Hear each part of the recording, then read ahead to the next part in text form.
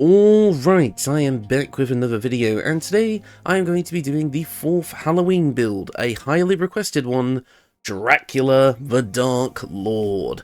This has obviously been a highly requested build for a long time. Dracula is a very popular character, whether we're talking about the classic monster version from the books and the movies, or we're talking about something like Castlevania's Dracula, or even Alucard, his son. I've been requested to do builds based on popular vampires for a while now. And one of the main reasons I stayed away from Dracula is I wasn't really sure how to make it interesting without it just being Astarion. And it was also I had a bit less flexibility, because unless you were playing as Astarion, there was no way to really be a vampire. That obviously, thanks to mods, has now changed. Thanks to the Vampire Origin mod, which I am using for this build because it also affects Astarion, any regular Tav can become a vampire as well, and it gives vampires like Astarion some new abilities that are fitting for the character, and in my opinion aren't too overpowered, so it actually is quite nice to have, because it actually does come with some caveats, which we'll get a bit more, we'll get into that a bit later. Another reason that this is a popular build request is because it gives me the opportunity to cover one of the more popular mods I've been asked to cover, which is also available on console, the Blood Sorcerer subclass for Sorcerer. Now, there obviously is the other blood-themed mod that is available for all platforms, and that is the Blood Mage. However, I didn't really think that jived as well with build making, at least in my style, so I've decided not to include it here, but there will be a dedicated video on that mod further down the line. And I did kind of also want to take this opportunity to kind of give my review on the Blood Sorcery mod, because while it is a very well made mod and there is a lot of cool things to do with it, and it does feel very fun to play, it does kind of pull up some issues that I have with modded homebrew subclasses and classes in general, which I will talk more about towards the end when I'm kind of doing the build summary and all that sort of thing. But basically the idea of this build is to kind of get that like ultra powerful like vampire feel. Now obviously if I just went for the very classic interpretation of Dracula, I would have, you know, basically just regular vampire stuff, which we already get in the Vampire Origin mod, so I could just build whatever on top of that, maybe like a rogue ranger, maybe like a rogue fighter, just something that gets a lot of damage out of like the bite or something like that. But I decided to take inspiration from various different sources, mainly Castlevania's Dracula, because I feel like that gave me a lot more wiggle room to make an interesting build out of that. And with the fact that we're going to be playing a sorcerer mostly for this build, it did give me the opportunity to get a lot of Dracula's abilities, also thanks to Mystra Spells, and it overall just felt like a more interesting thing to try and build around. However, I did kind of put my own twist on it. So this kind of pulls in inspiration from all different forms of Dracula. It's focusing less on kind of the classic monster movie or monster book tropes that I have in my previous videos, but again, this is trying to build Dracula without just building a basic vampire is a bit tricky, so I do want to spice it up a little bit. Anyway, that was kind of a long preamble, so let's get in to the build. First up, we are going to be starting with our first level in Sorcerer. I mainly want to do this for the con save proficiency, but in reality you could also use our multi-class as well, but I do think overall going for level 1 of Sorcerer is going to get us a lot of the kind of stuff and the flavouring that we want early on, and that con save proficiency is going to be really, really nice for this build. So at first level we're going to gain some stuff. Obviously, Astarion is an elf, which means we're going to get things like Dark Vision, Fate, Ancestry, meaning we have advantage on saving throws against being charmed, and magic can't put us to sleep. I feel like that makes a hell of a lot of sense for a vampire. You know, the only time we really want to sleep is when we're in our coffin, so we don't so not having magic put us to sleep actually does make a lot of sense. And because we do gain some elven weapon training, we gain proficiency with a longsword, short bow, and longbow. That proficiency with a longsword is actually going to help us out. More on that later. Because Astarion is a high elf, we do get to choose a high elf cantrip, and I've just decided to go with Prestidigitation for this one. I just kind of like the idea of having that spell. It's less useful here than it is in tabletop, but I do just think having a quick, spell to just quickly clean yourself off is something that a high-level Dark Lord vampire would absolutely have, so I definitely think Prestidigitation does make sense here. Obviously, for our starting class, we are going to go with Sorcerer. This is going to give us access to 4 cantrips and 2 spells. Let's have a look at our options for cantrips. Now, I did go with the Friends cantrip here, in which case you may want to swap out the High Elf cantrip if you want to with this, if you don't really care about Prestidigitation, but Friends, I feel like, does make sense here, gaining advantage on charisma checks. You're a vampire. Your whole thing is charming people, so I feel like Friends is a great way of doing that.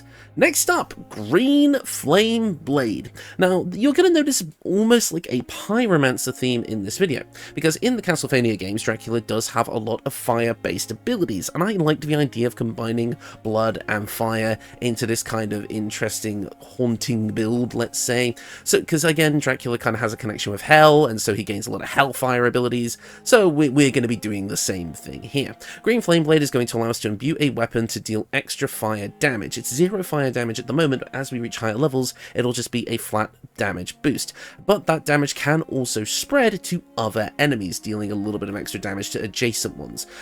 Basically, at later levels, you're going to be using this over just a regular weapon attack once per turn.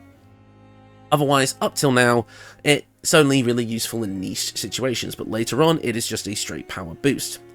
Next up, Warlock's Minor Drain. It deals 1d6 necrotic damage, and half the damage we deal with this cantrip, we regain that much hit points. It's basically a vampire cantrip. It just makes too much sense not to take. Next up, Firebolt. This is going to be just a ranged fire attack that deals 1d10 fire damage. Nothing wrong with that. Next up for our spells, we've got a pretty standard selection here for level 1. I mean, nothing really too special here.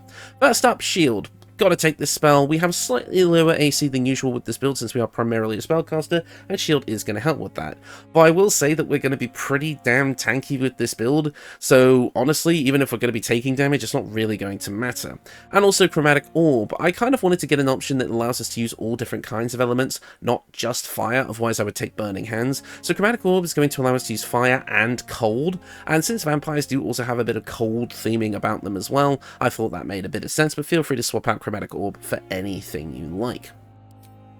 And here's the subclass, Blood Sorcery. I will have links and credits to all of the mod authors in the description here.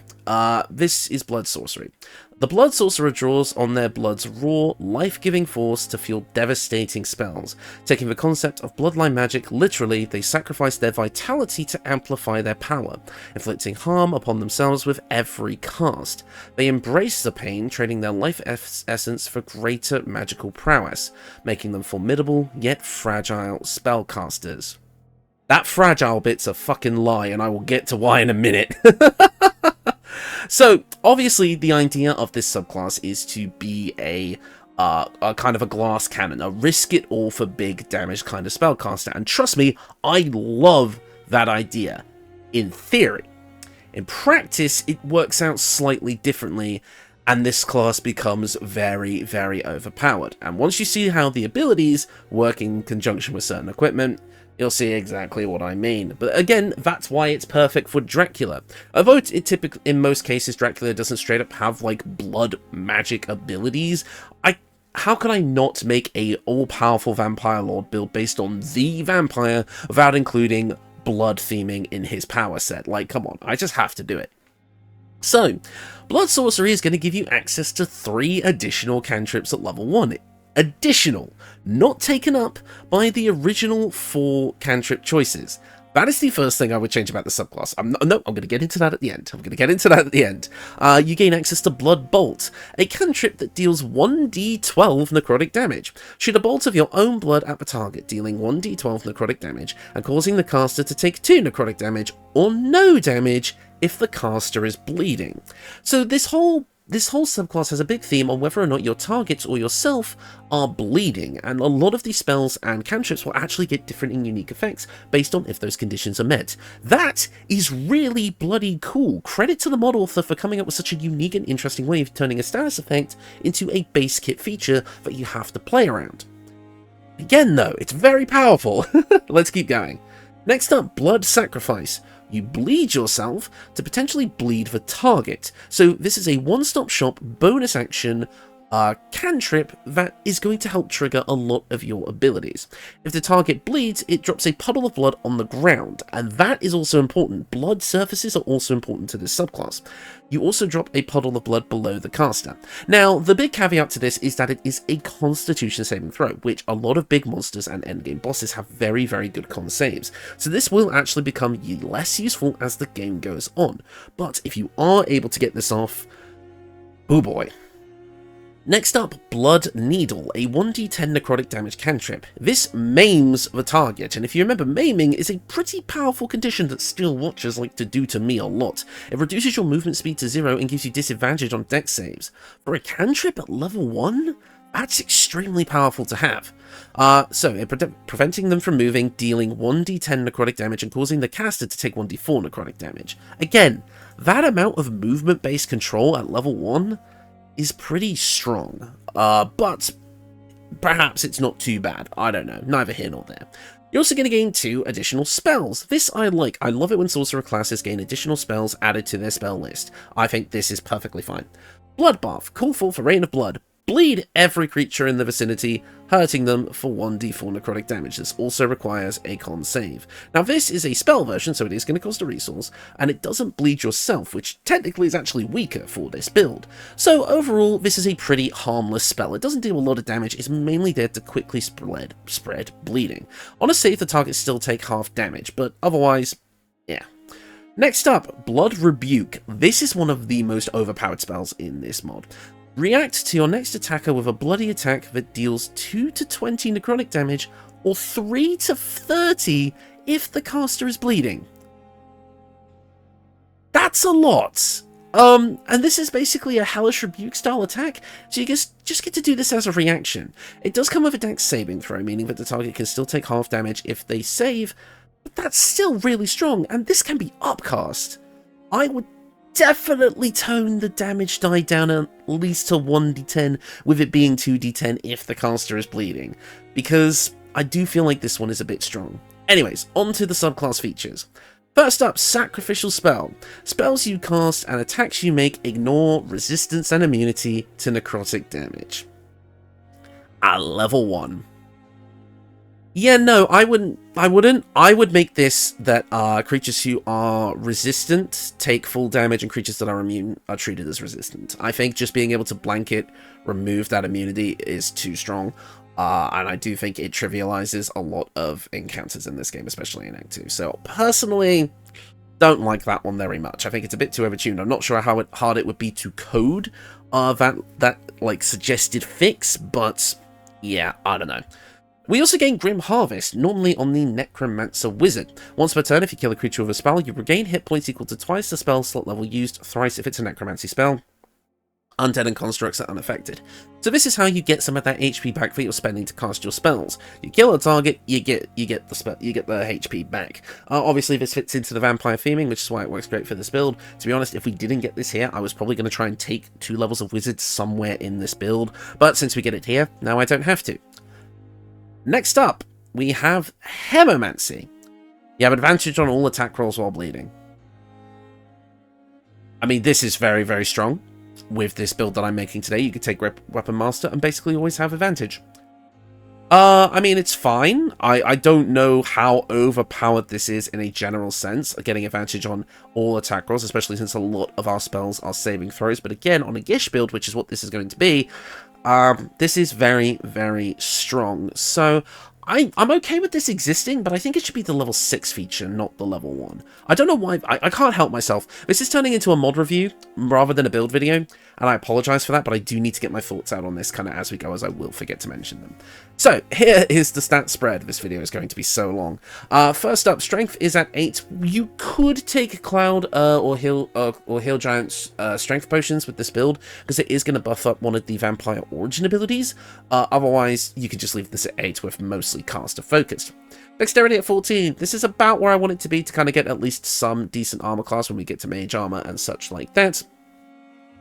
Otherwise, you can kind of swap this out. You can kind of swap Dex and Constitution as you feel like you need to, but Constitution is at 16. I did want a lot of HP with this build because of the Life Drain effect and concentration saving throws, so we are going to go with 16 con and we'll be bumping it up later.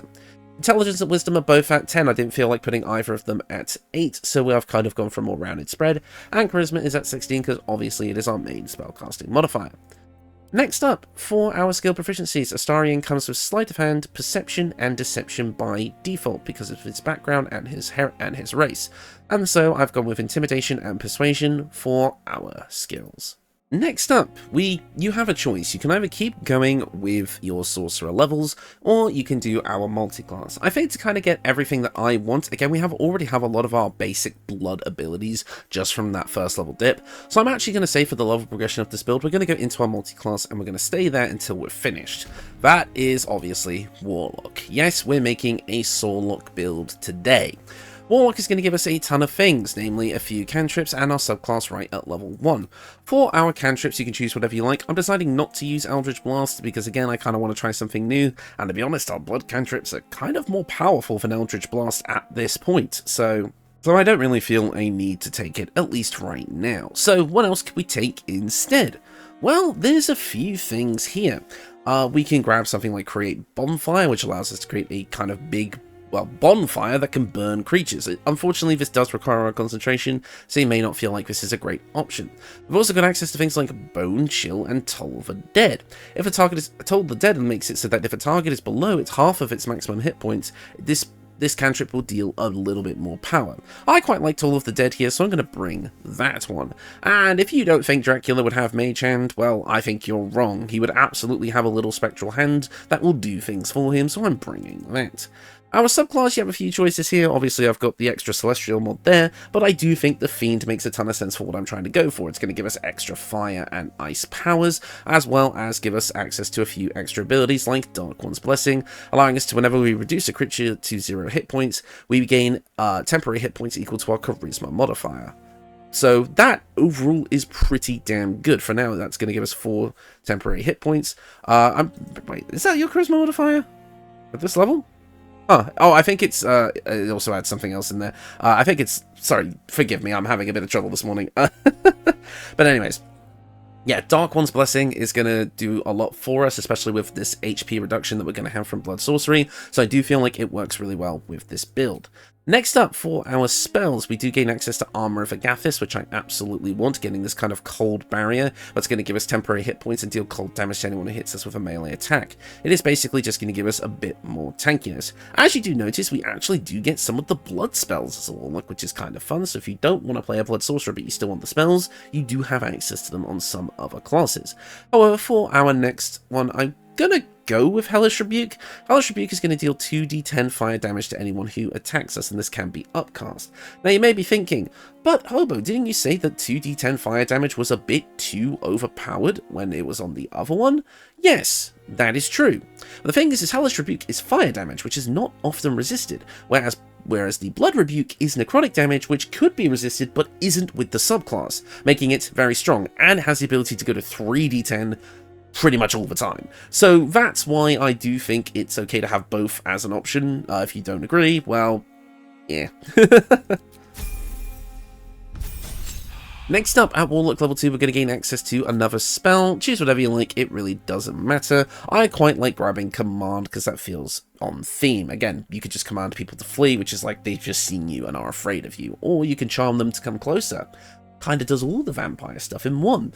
Next up, for your Eldritch Invocations, you have a few options here. I want Devil's Sight to be able to see in magical darkness, and you can pick whatever you like for your next one. I quite like Beast Speech, if you have room for it, but honestly, we are going to be going with Armour of Shadows, just to get Mage Armor up all the time without needing to use a spell slot. Next up, at Warlock level 3, we do get to choose our Pact Boon, and yes, I'm sorry, we are going the Pact of the Blade. If you don't want to play this as more of a Gishy character, then Pact of the Tome would be excellent, giving you Guidance, Vicious Mockery, and Thorn Whip. However, Pact of the Blade is going to give us access to something that's quite a bit fun, that I do want to take advantage of in a minute, so we're going to be picking this up here. We're also going to be able to pick up a level 2 spell at this point, and I do want to grab Darkness. Again, vampires normally can't exist in the light, so being able to have a form of creating darkness wherever you go could save your life, so we are going to go with Darkness today. I would also maybe, if you feel like you're not really using one of the first level spell options that much, I would say maybe if you find that Blood Rebuke is getting used more than Hellish Rebuke, you could replace that spell at this level and go with Misty Step. Again, Dracula kind of vanishing into a cloud of mist is a very kind of iconic trait of the character, and so Misty Step is going to allow us to do that. Next up at level 4, we do get to choose another cantrip, and I am going to grab Bone Chill for another ranged necrotic damage cantrip that makes it so you can prevent a target from healing until your next turn. So we get to heal, but you don't, and an undead target receives disadvantage on the attack rolls. We also gain access to another level 2 spell at this point, and it's entirely up to you what you want to pick here. It really doesn't matter, but I quite like Hold Person. Again, you just hold them in place with your beguiling charms, and then you bite them in the neck because, well, what are they going to do about it? Making it so that all of our attacks from within 3 meters are always critical hits, and they cannot move at all, which I think is quite nice. Next up, we do get to choose a feat at this level, and I am just going to take an ability score improvement and bump up our charisma. At Warlock level 5, we're going to get our Deepened Pact feature, meaning that we now gain extra attack with our Pact weapon. And I forgot to mention this earlier, but Pact weapons use charisma for the attack and damage rolls, which we absolutely want. We also do get to choose our level 3 spell at this point, and I am going to be grabbing Fireball here, because I want to take other spells from the Sorcerer spell list later.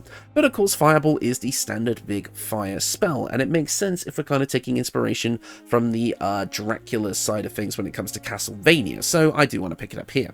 We do also gain another Eldritch Invocation at this point, and I like to take my other mind to grab Slow, because Slow is an extremely powerful control spell, making it so that up to 6 creatures have their movement and halved, and their AC and dexterity saves are reduced by 2. A very powerful control spell indeed. And that's it for the Warlock levels. We're now going to go back to what you're all here for, Blood Sorcery. At level 2 of Sorcerer, we're going to get to pick another spell. Take whatever you like, it really doesn't matter.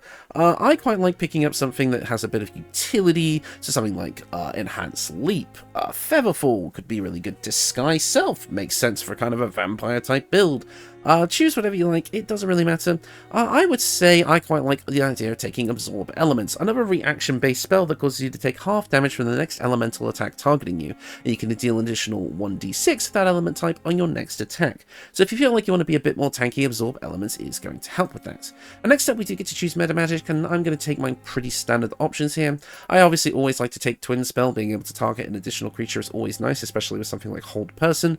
And I do like things, like it's kind of up to you if you want to be like a big blaster, then Careful Spell is probably going to be the best thing here, since a lot of our spells do have big AoEs.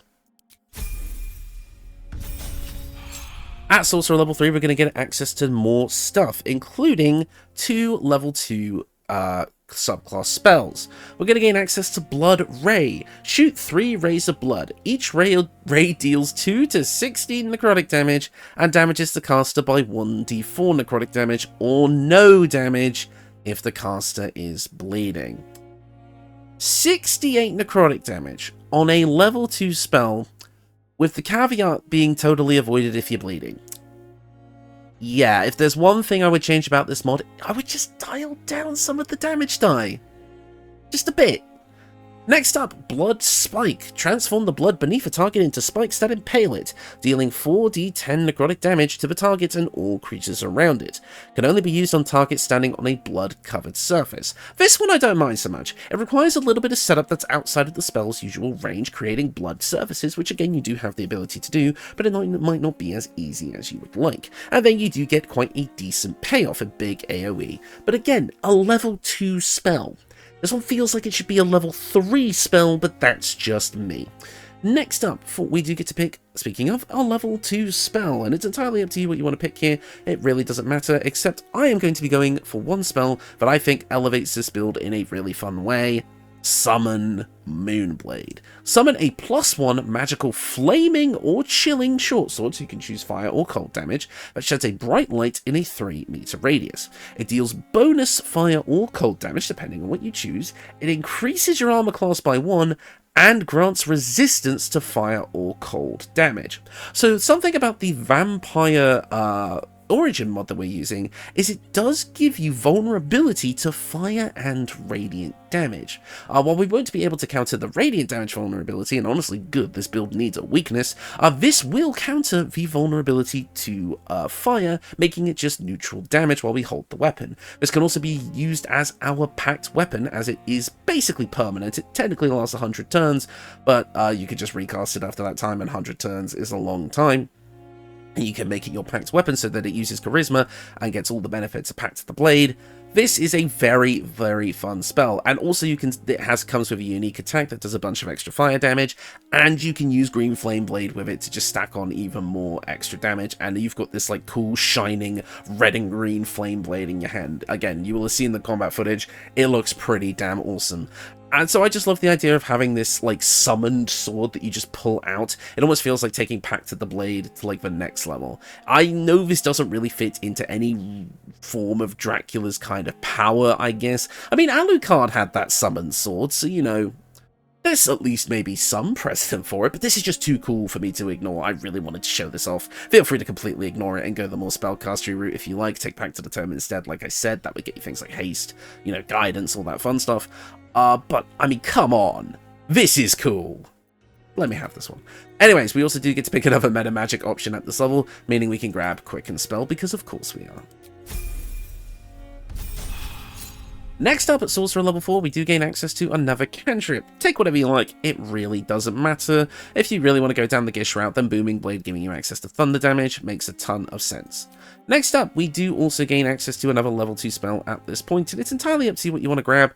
I would say Scorching Ray would be a good idea, dealing 66 fire damage, kind of over the course of 3 rays, which each deal 2 to 12 fire damage. Like I said, you may think, well, actually, that's not a big difference compared to the power of Blood Spike, but again, it can be buffed, so you have to remember the upcasting on some of these spells is kind of nasty. But another good spell that you could go for would be Silvery Barbs, which I'm going to try and avoid taking on a lot of builds if I can help it, because it just is very powerful. Force an enemy to reroll their attack roll or saving throw. Until the end of your next turn, you gain Silvery Luck, allowing you to give a friendly creature advantage on their next attack roll or saving throw. Yeah, this one's really strong, and it's a reaction-based spell. I mean, this one's kind of infamous in tabletop, so I will try to avoid using it in builds if I can help it. Otherwise, it is very powerful, and you can pretty much take it on any build and make that build stronger.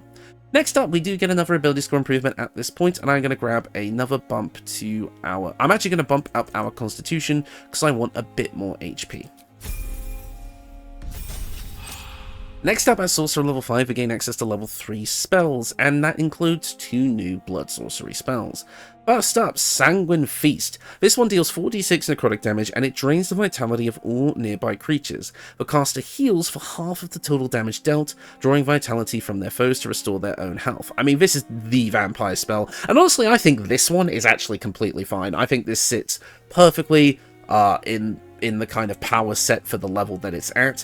It doesn't deal the most damage, but that healing that you get back is kind of worth it. My only thing is that it doesn't really fit the overall theme very well, in the fact that actually it doesn't gain anything from, like, if you're bleeding or anything like that. It doesn't interact with the other features of the build like the other ones would. But honestly, I do think this is one of the first spells that is appropriately balanced for where it is in the kind of leveling scheme, I would say. Then we have Crimson Blast.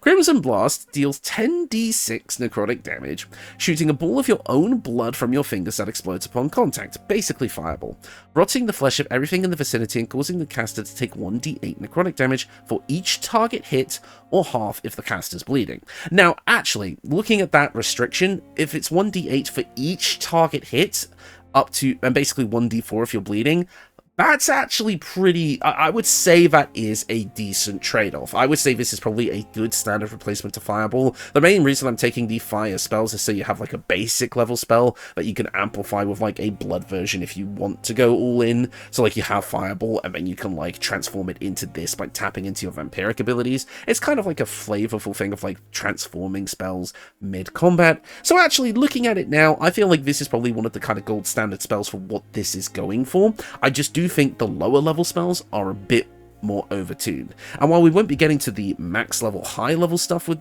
Blood Sorcery in this build, those are also kind of overpowered, but we won't be getting those here. I think Crimson Blast and Sanguine Feast are basically exactly what this build this subclass should be, I do think the lower level spells, and especially the cantrips, do need to just be toned down a smidge in damage. Otherwise, this class is amazing. Now, we obviously do gain access to level 3 spells at this point as well, and it's entirely up to you really what you want to take here. There are a ton of options. However, if you want to grab a spell that is absolutely on theme for the Castlevania Dracula side of things, grab Melf's Minute Meteors. This is a concentration spell that conjures 6 flaming meteors that can be thrown at enemies to deal 2 to 12 fire damage each. These are extremely fun. It gets you Dracula's meteor attack that he has in the Castlevania games. It is just a super fun spell that I absolutely recommend. Next up, at Sorcerer level 6, we're going to gain access to our level 6 subclass features. Here we go. First up, Blood Magic. Whenever you cast a spell that deals necrotic damage, you add your Charisma modifier to the damage. This is absolutely fine. I love this feature because it is the Draconic Bloodline feature, but for necrotic damage. Absolutely fine. No notes. This is perfect. Next up, Blood Vitality. In combat, if the wearer is standing in a blood surface at the start of their turn, they heal 3d4 hit points. Honestly, this is kind of okay. I would say though that because this exists, I would probably remove Grim Harvest, because now you just have so much healing that you really are not just negating the penalty from a lot of your spells, you're exceeding it, making it basically non-existent. So, honestly, maybe take off Grim Harvest and you can keep the other two at level 1. Since this exists, I think maybe learning to kind of manage your blood abilities and have a struggle to maintain your HP in the earlier levels would make a lot more sense than just having access to that kind of healing right off the bat. Again, don't get me wrong, for the Vampire Dracula build that we're making today, it makes sense, but I do feel like, again, this build becomes way too tanky. You'll see what I mean in the combat footage and when I kind of get to the end of this. Another level 3 spell. It's kind of up to you to take what you like here. We've kind of gotten everything that I would want for this build, but there's a ton of cool things you could pick up, like I say, so really to pick your favorite situation, I'm just going to play it safe and grab Counterspell, because again, you're facing the Dark Lord of Vampires. He is just going to say actually no to whatever spell you try to cast against him. And we are going to be going to Sorcerer level 7 here because it is going to give us access to one 4th level spell slot, a little bit more meta magic, and our level 4 spell for our sorcery subclass, which is Bloodstorm. This does 3d8 plus 5d6 necrotic damage at level 4, which is fine, and it basically makes a storm of blood and flesh to rain from the sky, covering the ground in blood and striking all objects and creatures within range and causing the caster to take 1 to 12 necrotic damage for each target hit, or 1d4 necrotic damage if the caster is bleeding. This is very, very powerful. It is a big AoE damage spell, which seems to be the theme here for this kind of subclass. And I do like the restriction here of it being per target. Again, that really does help keep the balance in check and keep the theme going. And I do like the fact that it's only if it hits. If it misses, you don't take that extra damage, which I think is good. However, I do think the 1d4 necrotic damage if the caster is bleeding is a little generous. I think it should be 1d6, but that's just me. And also, we do get to choose a level 4 spell at this point, and I'm going to be grabbing Wall of Fire. One of Dracula's iconic attacks from the Castlevania games, and Dead by Daylight, is the ability to conjure fire pillars from the floor, and Wall of Fire is going to allow us to do that, while getting a bit of battlefield control in there as well. And where is the camera? There it is. That is the build. And yeah, it's really strong. The amount of damage output you're going to get is just huge. If anything, I technically made this build weaker than it normally would be by going into those Warlock levels and getting the extra stuff. But even then, it's still incredibly strong. The later level blood sorcery stuff that we haven't gotten is even more powerful than what I've shown off here. And even with this, our output of damage is pretty damn huge. I would say, like, definitely this is overpowered. 100%. And it's not necessarily because of the build I've made, it's just the fact that the subclass itself is very, very overtuned in terms of damage. And I get that. That is the theming. And for people who want a power fantasy, go for it. But from a build making perspective, it does make things a little bit tricky sometimes. Otherwise, basically my main gripe with the mod is that I do think the lower level damage is a bit too overtuned. In my low level testing for this build, and just when I was testing the subclass in general, I did find that at the lower levels of play, the game was completely trivialized. It was only when you got to like Act 3 that things started to become a bit of a challenge, but if you just coordinated correctly, that challenge went away. So if anything, I was nerfing the subclass on purpose by multiclassing in order to make the game overall more fun, at least in my opinion. So yeah, definitely very, very overpowered. If that is your thing, you're going to love this. And again, if you're playing as a build inspired by Dracula himself, there's nothing wrong with power building, which is why I decided to just build this anyway. And don't get me wrong, this build is awesome, and credit to the mod author for coming up with a really unique and interesting mechanic, making it work in game, and running with it. I just do think there could be some balance adjustments made to just make the mod a bit more well-rounded so that it doesn't completely trivialize certain aspects of the game, especially that early game stage. Otherwise, I really, really do like this mod and this build. I do apologize if it sounded like I came off a bit harsh with my criticisms here, but as I kind of, even through going through this video, as I started to think more about it, actually, this build is mostly balanced. I do think the lower levels of play are a bit overtuned. That's all. But yeah, what you're going to be getting out of this build is a ton of fun stuff. Fire, blood, melee, and ranged combat. You get everything that we love. You get a ton of healing to counteract the massive amounts of damage that you are going to be inflicting on yourself. And like I say, I do think that the healing does outpace the damage taken quite a lot of the time. In my testing and in my combat footage, there would be points where I was like, wait, have I actually taken damage this game? And honestly, not really. You gotta remember, I'm not playing as a paladin or a fighter or a barbarian. I'm playing as a sorcerer with 100 HP, and I am just tanking everything. Like, this build is going to be extremely strong in most situations. So I would honestly play this on nothing less than Honor mode, and that is not a joke. This build is Honor mode ready, and honestly, it will trivialize anything else. So, before we get into the equipment, let me go over some of the Vampire Origin mod stuff, because we do have access to that. The Vampire Origin is going to give you access to a few things. Obviously, Astarion has his natural vampire bite, but this build also does come with its own version with Vampire Origin that would be available to any Origin character who takes, well, this Origin. Vampire Bites will allow you to basically do a little bit of piercing damage for a little bit of healing, and can inflict the bloodless status effect. However, this can also cause anyone who gains this bloodless status effect to also become vampires as well. So you can actually create vampires, which is really interesting, and I think could be a fun roleplay bit.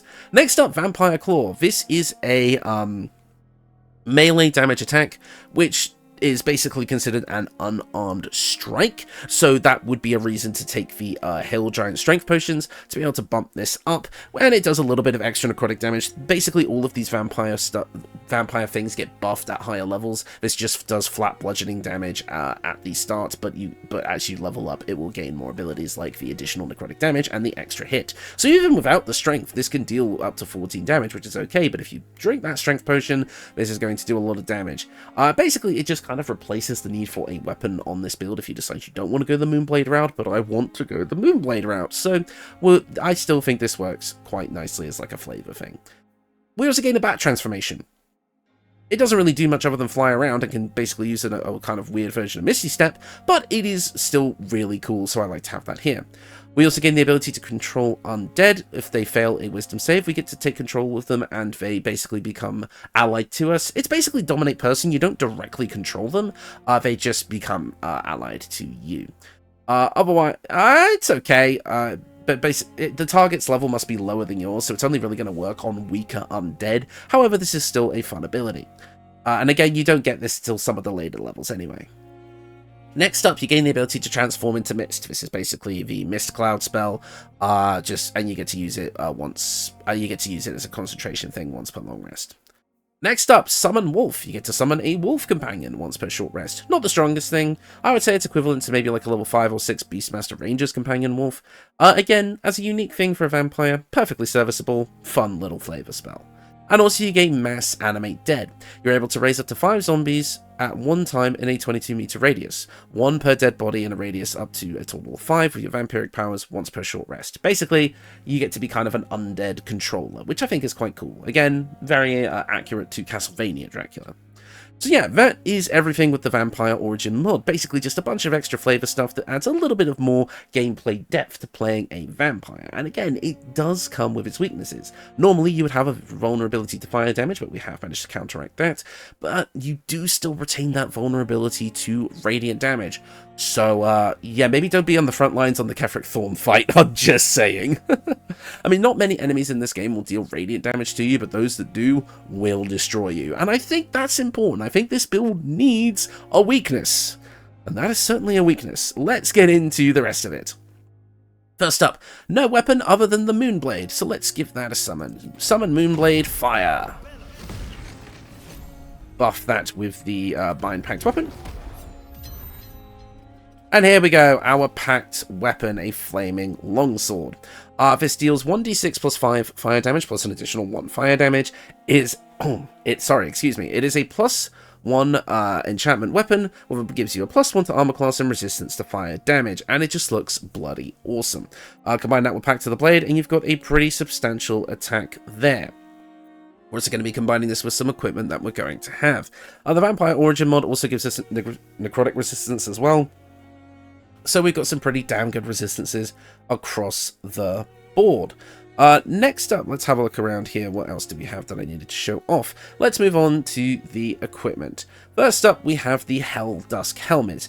Again, we kind of have this connection with the Hells, and the Helldusk Helmet is going to allow us to work with that. You can see in magical and ordinary darkness up to a range of 12 meters, so if you have this, you could probably retrain the Devil Sight invocation for something else. And you also cannot be blinded. You also have a +2 bonus to saving throws against spells, and attacks cannot land critical hits against the wearer. You also gain access to Immolating Gaze, meaning that you can deal 2d8 fire damage and frighten enemies. And you also deal an additional 2 to 16 fire damage against creatures that are burning. I mean, again, being able to cause fear in someone with just your gaze and cause them to combust, it, again, feels very Hellfire-ish. But of course, this is a late game option. In the early game, I would bring the Hat of Fire Acuity to give you Arcane Acuity to make your spells a bit more powerful just by dealing fire damage, which again, you're going to be doing pretty much all the time. For the cloak, Dracula's cape is pretty iconic, so I needed to include it somehow, and I've got 3 cloaks here that give you that long cloak feel. The one that I think is the most useful overall for this build is the Cloak of Protection, giving you a +1 bonus to armor class and saving throws. And you can colour it in the colours that I have here, that being the Asmodeus dye and the Grimsh dye, to kind of get the colour scheme that we like, that kind of dark red and black. So yeah. Basically, you can either take the Cloak of Protection, or you can take, if you have the Dark Urge in your party, you can take the Deathstalker Mantle to become invisible after killing a target. This one definitely looks the most like Dracula's cape, in my opinion, so I would probably go with that. But if you don't have the Dark Urge in your party, the Cloak of Protection is also really good. Or you can go for the Shade Slayer Cloak, that also gives a similar vibe.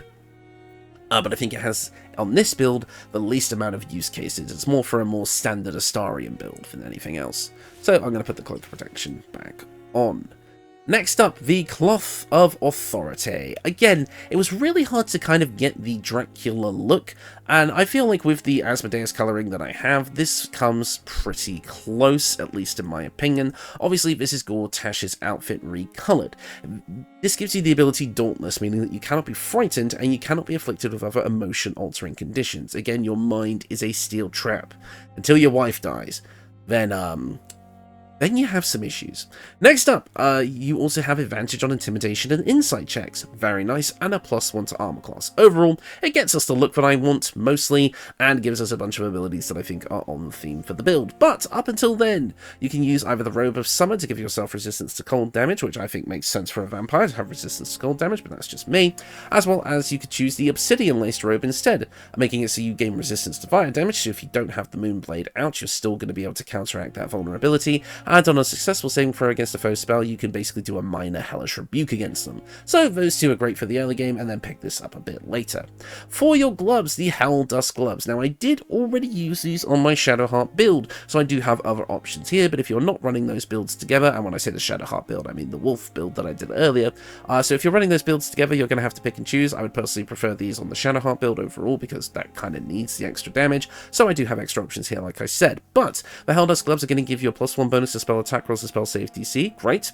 Your weapon attacks deal an additional extra 1d6 fire damage, which is awesome, and your unarmed strikes deal an additional 1d6 necrotic damage. That's where the necrotic damage on this is coming from, not for the base class. My apologies, I got that wrong. There's a lot of new things here, and I'm going to make mistakes again. This is like the early days of the channel all over again. So this is going to help both our Vampire Strike as well as our weapon attacks, so I feel like it makes so much sense to have. And these can also inflict bleeding, which of course triggers a bunch of stuff from our blood sorcery, so it definitely helps.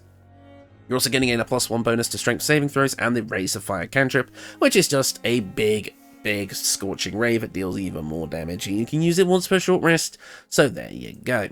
But for your other glove options, again, an early game option could be the Braces of Defense. Again, this does overlap with the Shadowheart build, but that +2 to armor class can't be ignored when, even with Mage Armor, let's just pump this one up, we have a total of about 18 AC by default, which is not bad, but it could be better. It could be 20 with the Braces of Defense. Otherwise, for some glove options that would be completely unique to this build, so you can run it with my other Halloween builds, we've got the Quick Spell gloves, which allow you to cast a cantrip as a bonus action without needing to use your Quicken spell meta magic once per short rest. Pretty good. That can allow you to cast your big blood cantrips, which could be very, very useful and very, very powerful. We also have access to the Spellmite gloves. Whenever casting a spell that requires an attack roll, you can take a -5 penalty to the die to roll an additional 1d8 damage. Overall, it's kind of like a worse version of Sharpshooter, but for spells. Obviously, instead of giving us a flat damage bonus, it's a 1d8, which isn't really as good, but on something big, it might just work. So those are your other options for gloves there. And finally, the Hell Dusk boots. You cannot be forcibly moved by a foe's spells or actions, and you ignore the effects of difficult terrain. Dracula kind of hovers over everything, and while we're not going to be doing that here, being able to ignore difficult terrain kind of gets that feel. And whenever you fail a saving throw, you may use your reaction to succeed instead once per long rest. That is just good. We like that. We also gain access to Hell Crawler, basically a version of Misty Step that allows us to teleport with a bit of fire damage where we land. This does also hurt us, and it's once per short rest, but again, we don't have that vulnerability to fire damage here. We could just heal that up, no problem. It's just a more flavorful and thematic Misty Step for the Hellfire side of things. But for the early game, the Disintegrating Nightwalkers, you cannot be enwebbed, entangled, or ensnared, and cannot slip on grease or ice, so works for the same flavor reasons as the boots ignoring difficult terrain, and we also gain a usage of Misty Step once per short rest. Again, very Dracula of us. So, that is the main equipment. Let's get into the accessories. First up, the Periapt of Wound Closure. This is basically the piece of equipment here that makes the healing abilities that we get from blood sorcery completely busted. The Periapt of Wound Closure allows you to, when downed, automatically stabilize at the start of the turn. Good, but not what we're looking for here. The thing that we're looking for is potent healing. Whenever you are healed, you restore the maximum number of possible hit points. So all of that healing that we can get between Grim Harvest and our level 6 feature, always the maximum amount of healing. This makes this the Sorcerer tank in every sense of the word.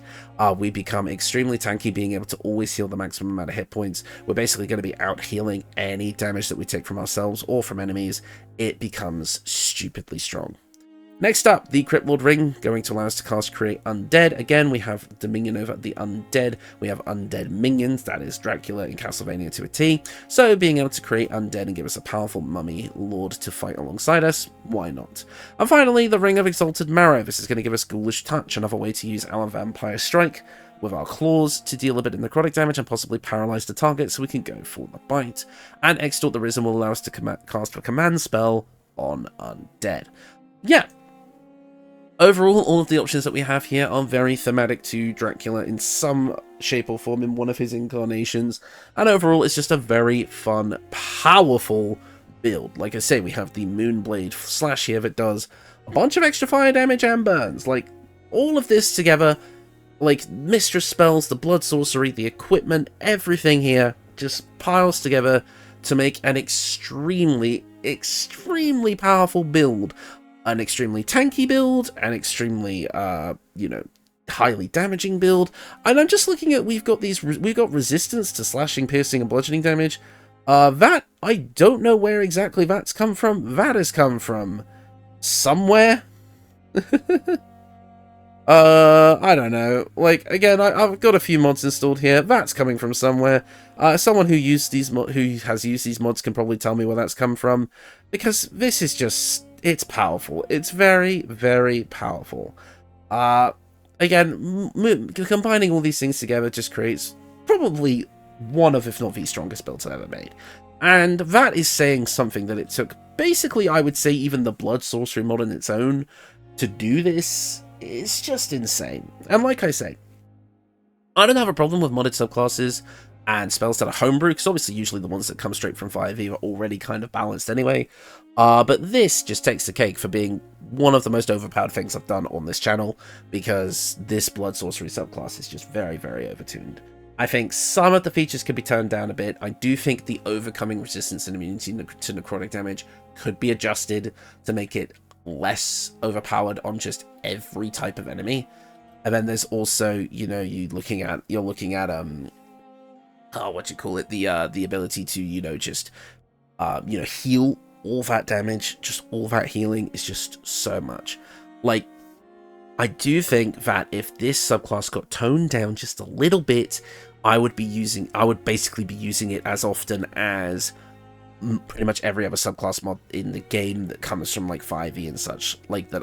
But honestly, I think as it currently stands, I'm probably just going to keep it to this build. If it gets an update which brings it more in line with the power level of the rest of the game, then this becomes part of my standard moveset, a standard kind of like mod list, because this is just a very cool concept. I think in concept and in practice at the mid to high levels, it's brilliant. I love the idea of using the bleeding status condition, of taking damage on your own spells to get more power, but I do think those low levels are a bit strong. And I also do think the fact that the blood cantrips that you get aren't part of the regular cantrip pool, as much as it's nice to have the versatility, and I think most people would agree that that's good, I think maybe picking one of the blood cantrips each time you would gain a cantrip as a sorcerer would be a bit better overall, and maybe making the cantrip that gives you both bleeding on yourself and your enemies as like maybe like a level 6 class feature, or at least a class feature somewhere rather than a spell,